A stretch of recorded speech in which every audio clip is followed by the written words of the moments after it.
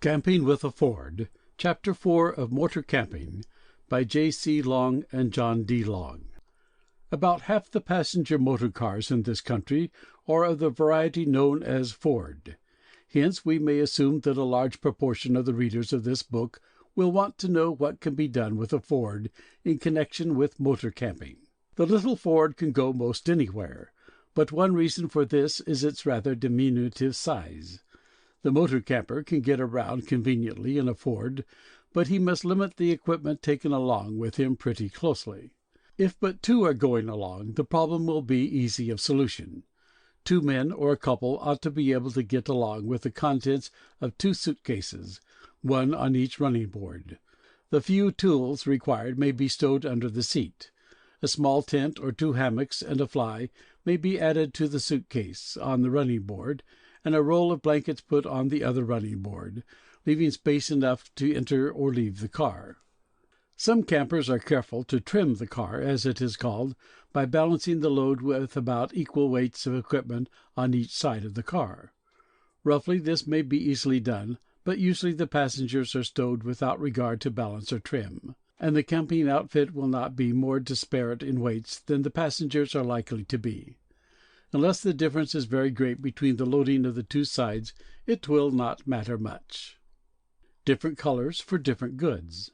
Considerable space may be saved by having duffel bags of the round type and smaller bags that will fit within the larger bags. These small bags will pack better if of cheese shape, and there will be less difficulty in locating the contents if they are of different colored goods.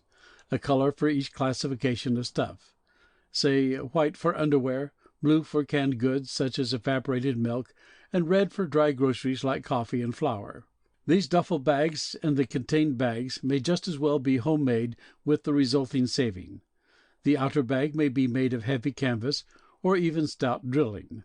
Burlap, although a little coarse and rough, would serve if canvas or drilling may not be had conveniently. Need for waterproof protection.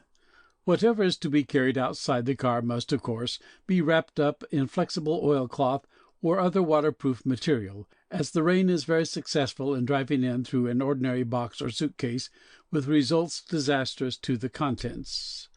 No matter what car the motor camper may use, there are at least four things for him to consider. Perhaps most essential to determine in advance is where and how he will sleep. Food, clothing, and car he need not bother so much about. He has his car, whatever make it may be. His clothes, too, can be made to do, no matter what they may be. His food at a scratch he may pick up by the way, but as to sleeping quarters he must take thought in advance. If the Ford is a touring car or a sedan, the camper or campers to the number of two may arrange to sleep very comfortably in the car itself. In a sedan, the seat backs fold forward, and by setting up the two suitcases alongside between the seats, a foundation may be laid upon which the blankets may be spread to form a bed. The suitcases may not be quite a fit, and it may be necessary to fill in with some other stuff so as to get a fairly level bed. But getting this done to one's satisfaction is half the good and fun of camping. How a couple traveled 9,000 miles in a Ford Roadster using a homemade equipment is described in the following chapter.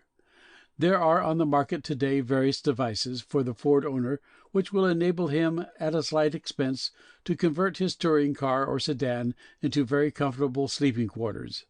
The products mentioned here are not necessarily the only good devices on the market. The aim is to give one or two examples of various types of equipment, so that the reader may have an idea of the range of material available. Sedan bed. One of these devices is the fold-away bed for the sedan. The fold-away rolls into a bundle 4½ inches by 4 feet, weighs only 14 pounds, and takes up less space than a golf bag. It is made of tough oak and double-strength canvas, and will support two 250-pound people. The fold-away has a clever stringer suspension. The rear seat cushion is pushed up to the front of the car, the seat beside the driver is removed by pulling two cotter pins, and the back seat sets low on top of the driver's seat with cushions removed. The fold-away may be set up in 4 minutes. The camper may undress in the car by rolling back half of the bed, and there's room under the bed for clothes and equipment. Touring car bed.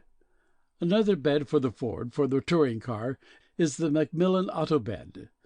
This may be bought for $10 or less for the Ford size. The Macmillan Auto Bed is based on the idea that you should use what you have rather than load yourself and your car with a lot of things you haven't and don't need. With the Macmillan Auto Bed, the cushions you sit on during the day are the cushions you sleep on at night, with this difference. Between your body and the cushions is a roll of smooth, heavy canvas and as many blankets as you see fit to use. The cushions give but do not sag. Your bed conforms to every curve of your body, and it is wide enough, long enough, and strong enough for 2 grown people, or 3. Yes, at a pinch 4 children. The Macmillan Auto Bed is set up by removing both the front and rear cushions. The adjustable steel rods on which the cushions rest are next hooked over the tops of the car seats, both front and back. Then the cushions are replaced so that they will lie evenly on the rods, and the canvas is attached by straps to the side brackets at the back and in front to both sides of the windshield.